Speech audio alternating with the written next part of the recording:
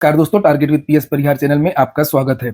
सुबह की इस वीडियो में ऐसी सूचनाएं होती हैं जो विभिन्न समाचार पत्रों पर छाई हुई होती हैं और विद्यार्थियों के लिए आवश्यक होती हैं। तो आइए शुरू करते हैं और देख लेते हैं कि आज के समाचार पत्रों में विद्यार्थी जीवन से संबंधित कौन-कौन सी सूचनाएं हैं। सबसे पहले तो सभी छात्रों को राष्ट्रीय हिंदी दिवस की हार्दिक शुभकामनाएं। हिंदी दिवस प्रत्येक वर्ष 14 सितंबर को मनाया जाता है और 14 सितंबर 1949 को संविधान सभा ने यह निर्णय लिया कि हिंदी केंद्र सरकार की आधिकारिक भाषा होगी।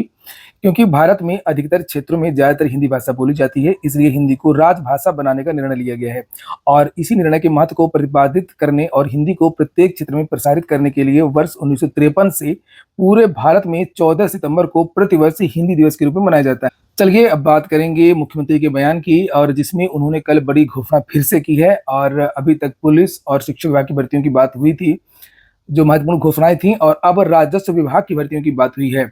और यह सूचना कई समाचार पत्रों में दी गई है, तो पूरी सूचना देखेंगे। लेकिन एक सूचना उन विद्यार्थियों के लिए है जो विद्यार्थी किसी भी प्रतियोगी परीक्षा की तैयारी कर रहे हैं। वे सभी अभ्यर्थी टेस्ट बुक के इस बेस्ट ऑफर का लाभ ले सकते हैं, जिसका नाम है फ्यूचर ऑफिसर सेल। इनका जो ईयरली पास होता है, जिसमें आप लोगों को भारत की लगभग सभी भर्तियों के मॉक टेस्ट मिलते हैं 1 साल के लिए। यानी कि आप इसी पास में, इसी ईयरली पास में एसएससी, रेलवे, बैंक सभी भर्तियों के मॉक टेस्ट में हिस्सा ले सकते हैं, जिनकी संख्या लगभग 80,000 है। वो जो ईयरली पास है उसकी कीमत इस समय मात्र 615 रुपये कर दी गई है। इसमें भी अगर आप ये कोड लगा देंगे TWP, तो आप लोगों को 12% की एक्स्ट्रा छूट मिल जाएगी। लिंक मैंने डिस्क्रिप्शन बॉक्स और कमेंट बॉक्स दोनों जगह उपलब्ध करा दी है, तो आप लोग जाकर के जल्दी से इसका लाभ ले सकते हैं। ये देखिए, शुरू करते हैं आज की सूचनाएं। और प्रदेश में राजस्व विभाग की 11,000 से अधिक रिक्त पदों पर होगी भर्ती। तो मुख्यमंत्री ने कल राजस्व विभाग की भर्तियों को लेकर के बड़ा बयान दिया है। और इसके पहले, जैसे मैंने भी आपको बताया, कि पुलिस में नई भर्ती की घोषणा कर चुके हैं, शिक्षा सेवा चयन आयोग में आने वाली भर्तियों के बारे में घोषणा कर चुके हैं। लेकिन इधर यूपीट्रिपलएससी आदि की भर्तियों के बारे में अभी कोई जानकारी खास नहीं दी गई थी, और खासतौर से राजस्व विभाग की। तो इसमें भी कहा गया है कि इतने पद रिक्त हैं, यानी कि लेखपाल के 7,000 पद रिक्त हैं, राजस्व निरीक्षक के 1,000 पद रिक्त हैं, कानूनगो के 1,200 पद रिक्त हैं, नायब तहसीलदार के 300 पद रिक्त हैं, और जूनियर असिस्टेंट के 2,000 पद रिक्त हैं। तो इन पदों पर आपको भर्ती देखने को मिल सकती है। हालांकि जो ये कानूनगो और राजस्व निरीक्षक जो यहाँ पर लिखा हुआ है, इस पर जो है प्रमोशन से भर्तियां होती हैं। और नायब तहसीलदार का जो पद यहाँ पर लिखा हुआ है, इसकी PCS से भर्ती होती है। और जो कनिष्ठ लिपिक है, ये भी यूपीट्रिपलएससी से भर्ती होती है। और यहाँ पर लिखा, मुख्यमंत्री योगी आदित्यनाथ ने राजस्व विभाग के करीब 11,000 से अधिक रिक्त पदों पर जल्द भर्तियां करने का आदेश दिया है। इनमें लेखपाल, राजस्व निरीक्षक, नायब तहसीलदार के साथ साथ लिपिकीय संवर्ग के पद शामिल हैं। उन्होंने इस संबंध में जल्द प्रस्ताव भेजने और सभी रिक्त पदों पर नियुक्ति प्रक्रिया तत्काल करने के निर्देश दिए हैं। योगी ने शुक्रवार को अपने सरकारी आवास पर राजस्व विभाग की समीक्षा के दौरान तहसीलदार, राजस्व निरीक्षक जैसे पदों के लिए पदोन्नति की प्रक्रिया जल्द पूरी करने के लिए कहा। साथ ही राजस्व परिषद के अंतर्गत बंदोबस्त आयुक्त नगरी, ग्रामीण और नगरी तथा निदेशक प्रशिक्षण का नवीन पद सृजित करने के भी निर्देश दिए हैं। कुछ नए पद भी सृजित हो सकते हैं।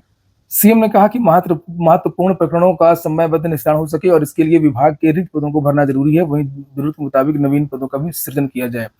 तो ये तो चलिए ठीक है, घोषणाएं हो गई हैं, लेकिन जो पहले पुरानी भर्तियां हैं, पहले उनको भी तो जल्दी से जल्दी कंप्लीट करवाइए। बहुत सारे विभागों में बहुत सारे पद तो रिक्त हैं ही, और लेकिन बहुत सारी भर्तियां भी पेंडिंग है। खासतौर से शिक्षा सेवा चयन आयोग में भर्तियां पेंडिंग है, और यूपीट्रिपलएससी में बहुत सारी भर्तियां पेंडिंग है।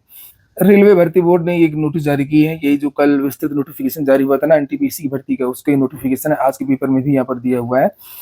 तो जो ग्रेजुएट लेवल की वैकेंसी है, जिसमें 8,113 पद हैं, इसके लिए आज से आवेदन शुरू हो जाएंगे। और इसमें पद यहाँ पर लिखे हुए हैं, जिन्हें आप लोग यहाँ देख सकते हैं। ये देखिए, मुख्य वाणिज्यिक सह टिकट पर्यवेक्षक और स्टेशन मास्टर, और पद है मालगाड़ी प्रबंधक, कनिष्ठ लेखा सहायक सह टंकण, वरिष्ठ लिपिक सह टंकण।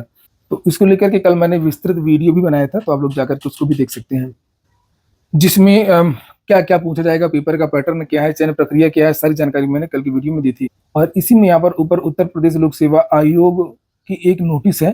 तो उत्तर प्रदेश लोक सेवा आयोग की सूचना भी थोड़ा सा देख लेते हैं। लिखा है कि सहायक नगर नियोजक मुख्य परीक्षा जो 25 सितंबर को होनी है 9:30 से 11:30, प्रथम पाली में, द्वितीय पाली में 2 से 5। इन विद्यार्थियों के जो एडमिट कार्ड हैं वो कल से ही उपलब्ध करा दिए गए हैं, तो आप लोग जाकर के उन्हें डाउनलोड कर सकते हैं। कल उत्तर प्रदेश लोक सेवा आयोग ने 2 भर्तियों के होने वाले साक्षात्कार के बारे में भी जानकारी दी थी। Professor pathology, professor homeopathy pharmacy, और ये सितंबर के चतुर्थ सप्ताह में। हालांकि मैंने कल देर शाम को इसके बारे में वीडियो बना दिया था। एडिड जूनियर शिक्षक भर्ती, जहां पर मुख्यमंत्री एक तरफ घोषणाएं कर रहे हैं, वहां पर देख सकते हैं आप लोग पुरानी भर्तियां फंसी हुई हैं। लिखा है, हाई कोर्ट तक पहुंची जूनियर एडिड शिक्षक भर्ती प्रक्रिया पूरी करने में अब कोई कानूनी अड़चन नहीं रह गई है, फिर भी यह अटकी हुई है। वर्ष 2021 के भर्ती विज्ञापन पर हुई परीक्षा में सफल हुए 43,610 अभ्यर्थी मेरिट क्रम में चयन सूची बनाए जाने की प्रतीक्षा कर रहे हैं। प्रतियोगियों के प्रतिनिधिमंडल ने पिछले दिनों मुख्यमंत्री के मुख्य सलाहकार अवनीश अवस्थी से मिलकर के भर्ती पूरी किए जाने की मांग की थी, लेकिन 1-2 मीटिंग होने के बाद से प्रक्रिया ठप पड़ गई है और इस शिक्षक भर्ती के लिए वर्ष 2021 में विज्ञापन जारी किया गया और इसमें प्रधानाध्यापक के 360 एवं सहायक अध्यापक के 1504 पद थे। 17 अक्टूबर 2021 को इसकी परीक्षा कराई गई, जिसका परिणाम 15 नवंबर 2021 को घोषित किया गया। परीक्षा में गड़बड़ी का आरोप लगाकर कुछ विद्यार्थियों ने कोर्ट में चुनौती दी। इसी कारण चयन प्रक्रिया रुक गई और इधर शासन के निर्देश पर कराई गई जांच के बाद उत्तर प्रदेश पीएनपी की ओर से 6 सितंबर 2022 को 2 बार इसका दोबारा परिणाम जारी हुआ और इसके बाद कुछ अभ्यर्थियों ने संशोधित परिणाम के विरुद्ध हाईकोर्ट में याचिका लगाई और कोर्ट ने 15 फरवरी 2024 को सभी याचिकाओं को खारिज करते हुए भर्ती प्रक्रिया पूर्ण कराने का आदेश दिया और उसके बाद से प्रतियोगी मेरिट तैयार कर चयन सूची जारी किए जाने की प्रतीक्षा कर रहे हैं। तो नीचे लिखा, प्रतियोगी ज्ञानवेंद्र सिंह ने बताया कि अभ्यर्थियों ने भर्ती प्रक्रिया पूरी कराए जाने की मांग फिर से मुख्यमंत्री के सलाहकार से की है। कुछ नहीं है, बस केवल एक आदेश जारी करना है और उसके बाद में भर्ती कंप्लीट हो जाएगी, लेकिन कुछ कर ही नहीं रहे सरकारी अधिकारी, कुछ काम ही नहीं कर रहे हैं। देख सकते हैं आप लोग इसी प्रकार से एलटी वगैरह का जो विज्ञापन है पूरी तरीके से फंसा हुआ है, रुका हुआ है। एक और सूचना है काम की है और लिखा, यूपीआई से 5 लाख भुगतान संभव।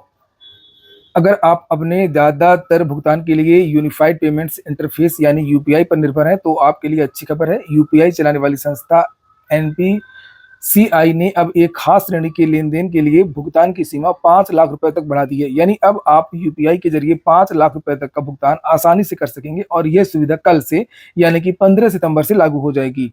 तो ऐसे ही नहीं है, इसमें कुछ कंडीशन वगैरह है लिखी हुई है कि आयकर अधिनियम के तहत देय कर देयता का भुगतान अगर करना है तो वहां पर कर सकते हैं और यह केवल उन व्यापारियों पर लागू होगा जो सत्यापित होंगे। अगर अस्पताल में भुगतान करना है तो वहां पर कर सकते हैं ज्यादा भुगतान। शैक्षणिक संस्थानों को फीस जमा करनी है तो वहां पर कर सकते हैं और यहाँ पर आईपीओ, सरकारी प्रतिभूति आदि खरीदने में। यूपी बोर्ड अब 20 सितंबर तक भर सकेंगे परीक्षा का फॉर्म। सीएपीएफ सिपाही भर्ती शारीरिक दक्षता और मानक परीक्षा 23 तारीख से होगी। ऑनलाइन परीक्षा में सफल हुए थे 3,51,176 अभ्यर्थी। 10 जुलाई को ये परिणाम जारी हुआ था।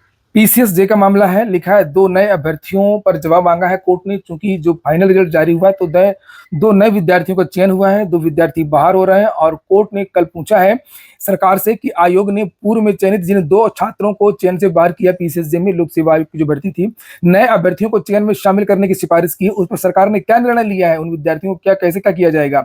वहीं पर सीबीआई जांच की मांग के लिए याचिका डाली गई है, प्राथमिकी दर्ज करने की मांग भी की जा रही है। लिखा, कोर्ट ने याचिका करने वाले अभ्यर्थी की ओर से प्रस्तुत संशोधन अर्जी पर जवाब देने को कहा है और अर्जी में की गई सीबीआई से जांच कराने और प्राथमिकी दर्ज करने की मांग पर जवाब मांगा है। न्यायमूर्ति एस डी सिंह और न्यायमूर्ति डी रमेश की खंडपीठ ने सुनवाई को 30 सितंबर तक की जो तारीख है वो नियत की है और वहीं पर याचिका के जो अधिवक्ता है उसका ये कहना है कि ये बहुत बड़ा घोटाला, कोई हल्का फुल्का मामला नहीं है जिसको ऐसे कह दिया जा रहा है कि 50 कापियां बदल गई हैं जबकि कापियों की संख्या ज्यादा है। लिखा, आयोग ने पहले 50 उत्तर पुस्तिकाओं में गड़बड़ी की बात की थी मगर अब ये संख्या बढ़ती जा रही है, ये देखिए। और अधिवक्ता ने यह भी कहा कि यह बड़ा घोटाला है। सुनवाई के दौरान 2 अन्य अभ्यर्थियों की ओर से भी कहा गया कि वे भी याचिका दाखिल कर रहे हैं, तो इसमें और भी याचिकाएं आ सकती हैं। आज की वीडियो में इतना ही। पूरे वीडियो सुनने के लिए बहुत बहुत धन्यवाद।